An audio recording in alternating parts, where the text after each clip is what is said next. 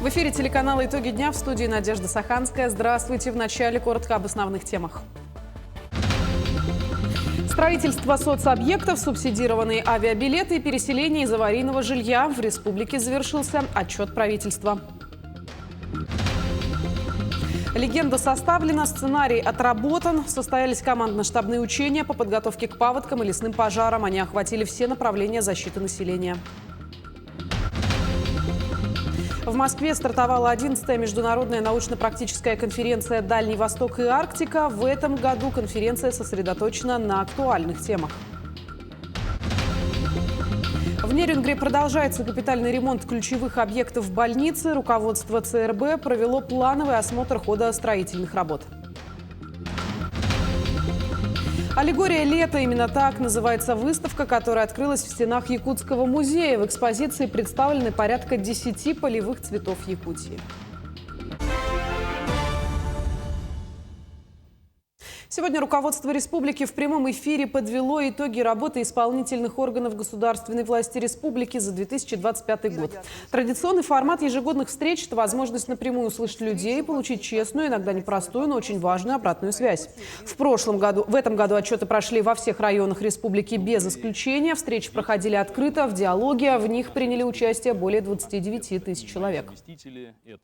Конечно, 2025 год был в нашей республике, как и в целом по нашей стране, весьма непростым.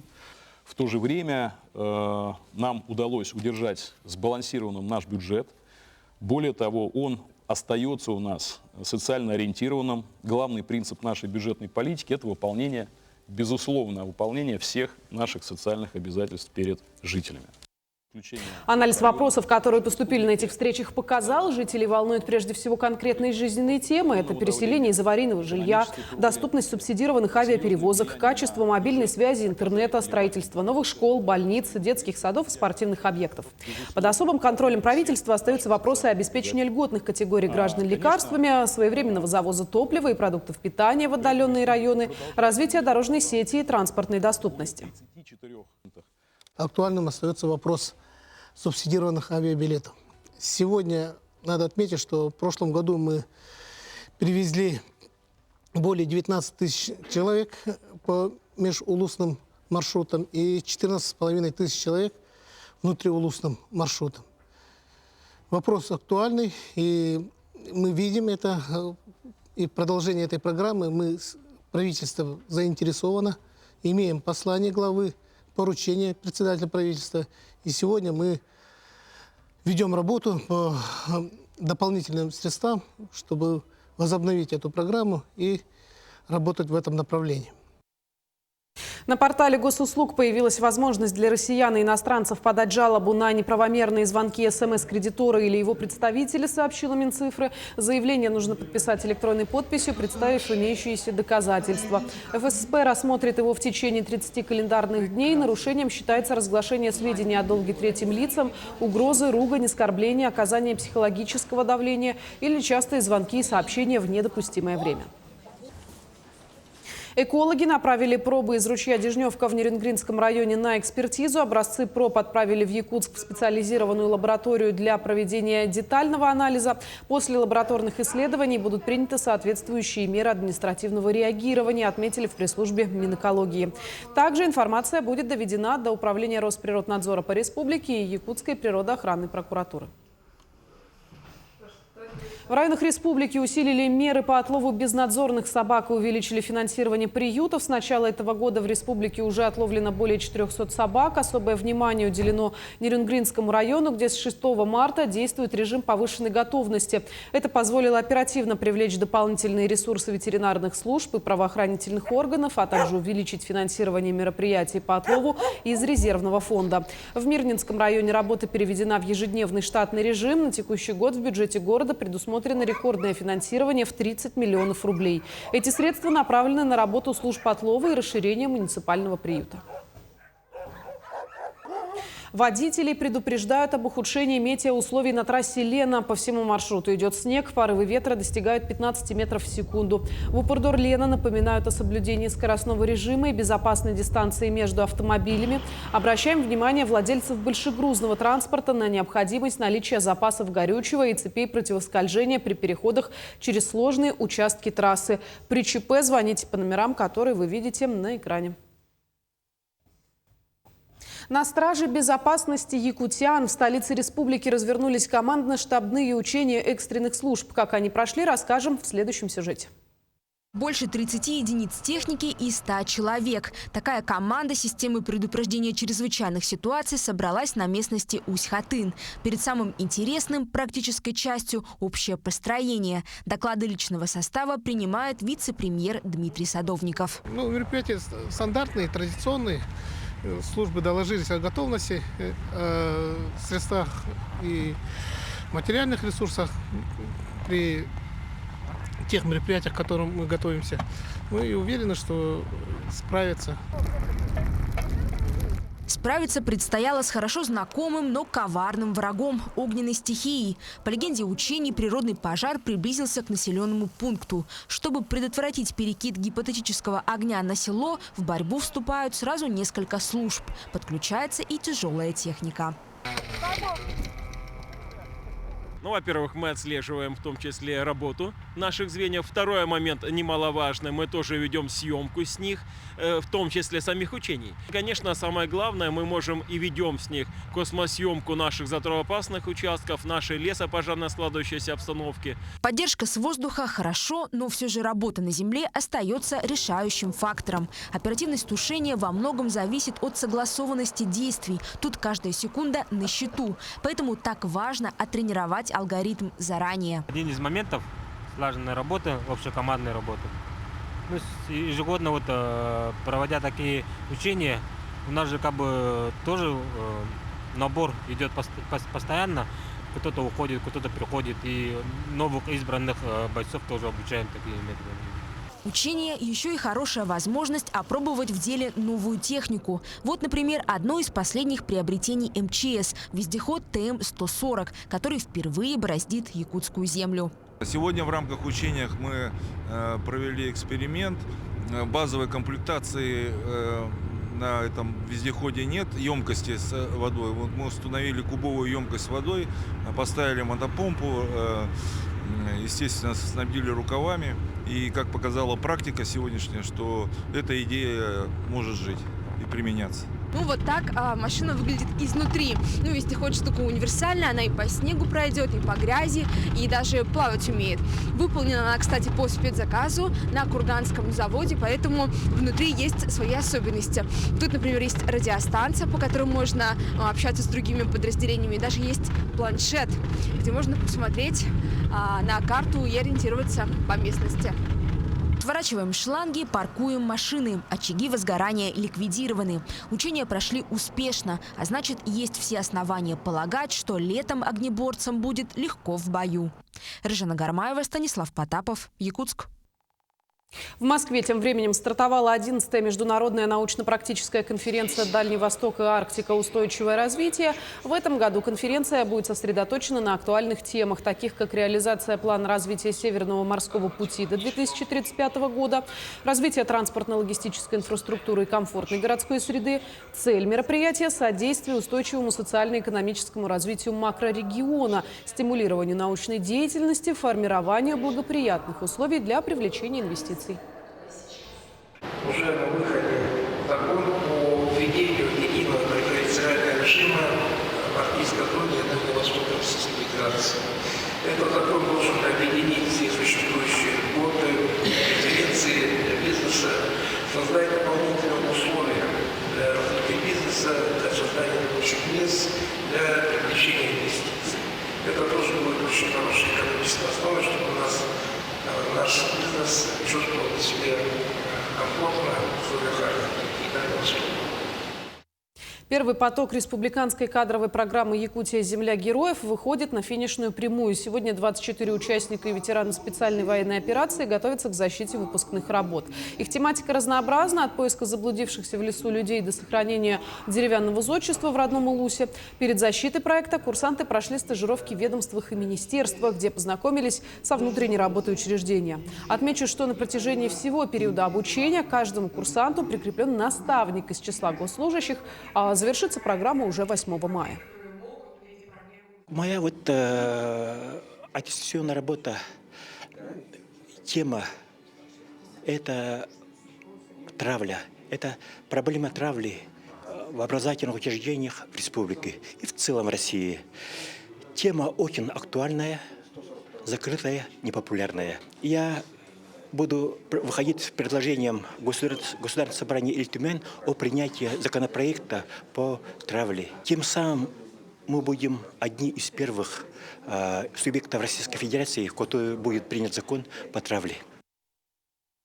Более 5000 наборов военизированной одежды сшили волонтеры движения «Тепло рук». Поддержка неравнодушного народа с самого начала военной операции достигла республиканского масштаба. Одежду шьют в 14 филиалах из 9 районов Якутии.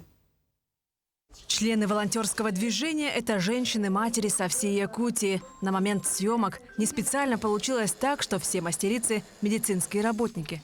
Одежду шьют на швейных машинках и вручную. Весь процесс тщательно налажен. Кто-то рисует лекала, отмеряет выкройки, шьет, обрабатывает швы и отдельные детали одежды. Поступает и немало индивидуальных заказов. Индивидуальный заказ была по поводу у них нога с Елизаровым. Шила штаны теплые. По заказу была чехлы для джойстиков, и чтобы руки не замерзали. В цехе все оборудовано неравнодушными людьми. К примеру, обедом мастериц обеспечивает предприниматель. Закуп тканей за счет пожертвования различных организаций. Даже средства на приобретение швейных машин поступают от заботливых людей. На машинке, которая вот здесь название, который он этот старик, у него это сын ушел свой и не вернулся. Популярностью среди бойцов пользуются шевроны-обереги. Заказы поступают самые разные, от эмблем районов до позывных. Приходят парни, показывают, что хотят на телефоне или же отправляют. И я на компьютере рисую, как, копирую, да, как вот копировальная бумажка же есть, также рисую. И наношу цвета, порядок, после чего какой рисунок, цвет должен быть. Обеспечивают самым необходимым. Так в комплект мешок входят 3 костюма – балаклава, дождевик и многое другое. В карманы даже кладут медицинский жгут. В зависимости от сезона содержимое меняется. Рубашка тактическая, которая всем очень нравится. Вот. Так, это тактическая рубашка, раз. Далее у нас здесь есть такая утепленная куртка. Утепленная куртка с брюками. Это флисовая куртка с капюшоном тоже. Флисовая куртка со множеством карманов. Это кулуку. Это как бы портянки. Они на скорую руку одеваются. Вот здесь, значит, натянули. Безразмерные они абсолютно. Во время отпуска участники СВО заходят за очередным комплектом. Обратная связь от бойцов вдохновляет на труд. Когда к нам ребята приходят с уже изношенными, выцветшими, но еще сохранившими шов изделиями нашими, и приходят, благодарят, это нам очень дорого. Всегда благодарят. Иногда со цветами приходят, с коробкой конфет. Волонтеры – бойцы невидимого фронта. Их ряды постоянно пополняются. Члены движения проводят мастер-классы и обучают пошиву всех желающих со всей Якутии. Марферина Алексеева, Семен Семенов, Якутск. Самое крупное событие для регионального бизнеса прошло в Якутске. Топовые эксперты, нетворкинг и лекции в стиле TED Talk – все это Альфа-Конфа. Мероприятие объединило предпринимателей республики, желающих не только получить знания, но и ответы на свои вопросы от практикующих и успешных бизнесменов страны. Одним из участников конфы стал и зампред правительства республики Анатолий Семенов. По его словам, сегодня на территории Якутии развивается более 46 тысяч субъектов малого и среднего бизнеса. Они, в свою очередь, создали 134 тысячи рабочих мест. И, разумеется, каждый предприниматель нуждается в новых современных инструментах управления. Именно об этих ресурсах и шла речь в ходе мероприятия. Кроме того, вице-премьер заслушал вопросы предпринимателей экспертам и отметил их находчивость в ведении дела на территории Крайнего Севера. Я считаю, что вести бизнес в республике непросто. Это креативные, очень сильные люди. Одна из задач, я вижу два тренда главных. Это расширять свои рынки сбыта, в том числе за пределы республики, за пределы страны даже. А второе – это привлечение туристов, да, чтобы больше людей приезжало в Якутию, как раз в том числе для того, чтобы эти туристы тратили деньги внутри республики. В Нерюнгри продолжается капитальный ремонт ключевых объектов больницы. Руководство Нерюнгринской ЦРБ провело плановый осмотр хода строительных работ в блоке А больничного комплекса и взрослой поликлиники города Нерюнгри. На обходе присутствовали и наши коллеги. Подробности в следующем сюжете. Капитальный ремонт пятиэтажного здания блока А начался в 2023 году за счет средств федерального бюджета. Выделено порядка 500 миллионов рублей на ремонтные работы, также на оборудование. На сегодня завершены основные строительно-монтажные работы. Мы уже приступили к установке технологических оборудований. Это значит операционные светильники, столы, оборудование, монтаж, также монтаж компьютерного томографа. На сезон весны-лета уже будем запускаться на полную мощность по этому зданию. В блоке А больничного комплекса сосредоточен диагностический центр, отделение реанимации, операционные залы. И имеется здесь 3 операционных зала, так как мы сейчас работаем на одном, всего будет их 4. То есть это значительно позволит увеличить количество оказания и плановой медицинской помощи, об экстренной я даже не говорю, потому что она фундаментальная, и в любом случае приоритет будет идти на нее. И с помощью этих 3 операционных мы сможем позволить увеличить нашу оперативную нагрузку втроекратно, даже 4-кратно. То есть практически у каждого отделения будет своя зона ответственности, свой операционный зал и оснащенный по последнему слову техники. Одним из ключевых технологических нововведений обновленной больницы станет современная система палатной сигнализации. Для оперативности оказания медицинской помощи пациентам путем сигнализации на пост медсестры, который будет, если пациент нажимает вызов, на посту появляется сигнал, если они будут вбивать туда фамилию, даже фамилия может выйти. Пациент Иванов вас вызывает. Или за процедурой, за помощью каким-то, за тревогой. И просто доктора вызвать может. Помимо блока А, в активной фазе работ находится еще 5 объектов Нерюнгринской центральной районной больницы. Взрослая поликлиника, кожно-венерологический диспансер, акушерское отделение, станция скорой медицинской помощи. Капитальный ремонт позволяет создать комфортные условия для пациентов и медиков, современное оборудование, удобное расположение кабинетов и процедурных комнат, рабочих зон. Такие преобразования способствуют улучшению качества жизни нерюнгринцев и повышению уровня медицинской помощи. Екатерина Павлова, Захар Головин, Нерюнгри. В Якутском медицинском колледже прошло итоговое распределение выпускников. В мероприятии приняли участие представители Минздрава республики и работодатели. На сегодняшний день почти все студенты текущего года уже трудоустроены. Колледж демонстрирует лучшие показатели по закреплению кадров в регионе. В прошлом году уровень трудоустройства составил 99,3%. Уникальный опыт Якутии по распределению медицинских кадров теперь перенимают и другие регионы России. Хочу отметить, что именно процедура предварительного и окончательного распределения выпускников среднего профессионального образования позволяет республике оставаться лидером по трудоустройству молодых специалистов, выпускников СПО в числе регионов Российской Федерации. Это было отмечено и на коллегии Министерства здравоохранения Российской Федерации. Да, мы, как регион, топ-регионов с лучшим результатом по трудоустройству выпускников СПО. Школьники и студенты из 4 районов республики Якутска выявили, кто сильнее в решении сложнейших задач по физике. Для этого Северо-Восточный федеральный университет организовал первую республиканскую олимпиаду по физике, посвященную памяти академика Юрия Григорьева. Подробности в сюжете Вероники Таюрской. Более 180 участников решили проверить свои знания в области физики. Их не напугали вопросы по механике, термодинамике и молекулярной физике. Для молодых умов организаторы подготовили 10 задач разного уровня сложности. Для их решения было отведено 3 часа. Я занимался целых 3 года, чтобы подготовиться к олимпиадам и всем таким сложным задачам. И очень много изучал формулы разные. Формулы бывают очень разные, их много. Есть как легкие, так и сложные формулы. И к этой олимпиаде я готовился 2 дня.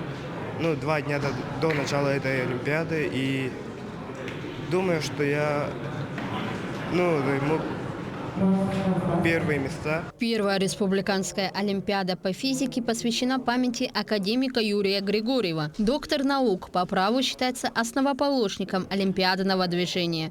Юрий Михайлович воспитал целую плеяду звезд-физиков, успешно продолжающих дело всей его жизни. Юрий Михайлович внес помимо учебно-методической работы и научной работы большой вклад внес в развитие молодых талантов нашей республики. Он стоял у истоков олимпиадного движения в республике.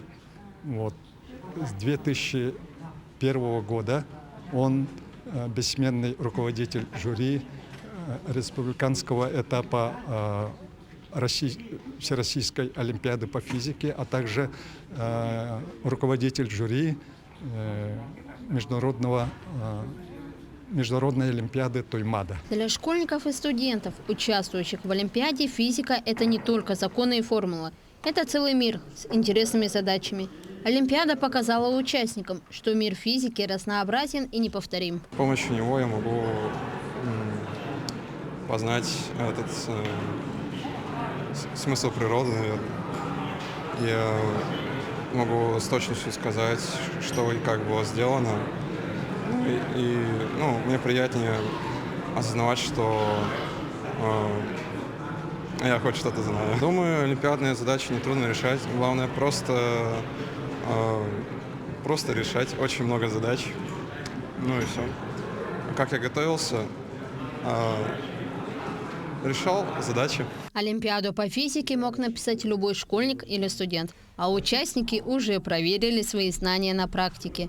Победители первой республиканской олимпиады по физике памяти академика Юрия Григорьева станут известны в конце недели. Вероника Таюрская, Екатерина Амосова, Станислав Потапов, Якутск. «Аллегория лета» – именно такое название носит персональная выставка художника и мастера по полимерной глине Марии Поповой. В Якутском музее представлены порядка 10 полевых цветов Якутии, где центральным экспонатом стала сардана. Созданием экспозиции Мария занимается около 10 лет. Она отмечает, что в своих композициях стремится передать не просто форму, а состояние, чтобы посетители, глядя на ее скульптуры, могли на миг перенестись в цветочное поле и прочувствовать этот короткий летний день. В дальнейшем мастерица начнет работать над созданием ирисов и бабочек для своих композиций, в частности, над махаоном. Сначала было очень сложно, потому что это очень капризный материал. Сейчас, например, очень много видов их, и надо понимать, с чем что смешивать. Это не просто взять одну глину и из него слепить что-то. Да? Там надо смешивать разные виды глин, чтобы получить, например, для больших цветов другая смесь, для мелких другая смесь.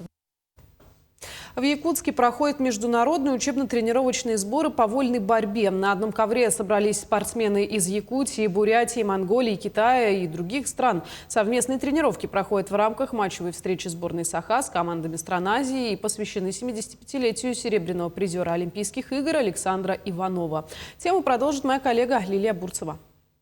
На ковре борцы разных школ и стилей. Для многих это редкая возможность встретиться с сильными соперниками, проверить свой уровень и получить новый соревновательный опыт. Монголами работал, Китаем. Но они хорошо себя показывают. Ну, мне нравится с ними работать. Они более интересные такие. Да, нужны такие тренировки, международный опыт набирается, партнеры другие, более уровень другой. Работу на ковре координируют опытные наставники. Тренировочный процесс проходит под руководством старшего тренера Центра спортивной подготовки сборных команд России Петра Юмшанова.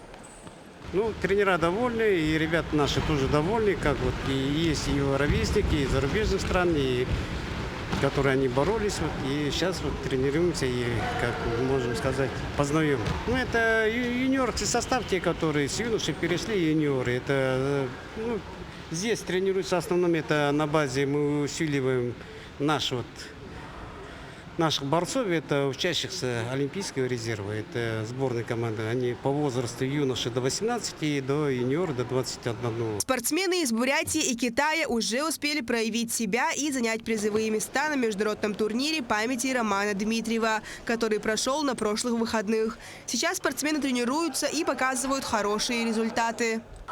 Двое сейчас, один чемпион стал, Роман Дмитриев, они продолжают здесь.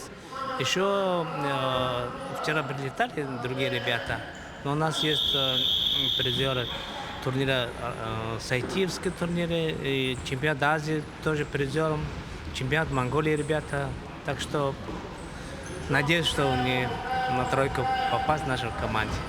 Но наше желание, самое главное, это отбороться. У нас соревновательный опыт не хватает. Мы хотим побольше на соревнованиях участвовать. Там уже совсем другое чувство уже ковра. А на тренировке боремся или на соревнованиях разные. Поэтому пусть побольше, нам нужны побольше соревновательный опыт.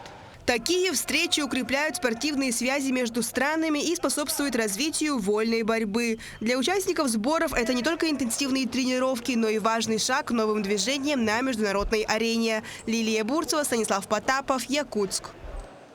К этому часу это все новости. Такие мы видели этот день наши корреспонденты. Мы продолжаем следить за развитием событий. Ну а я с вами прощаюсь. До встречи в дальнейших эфирах.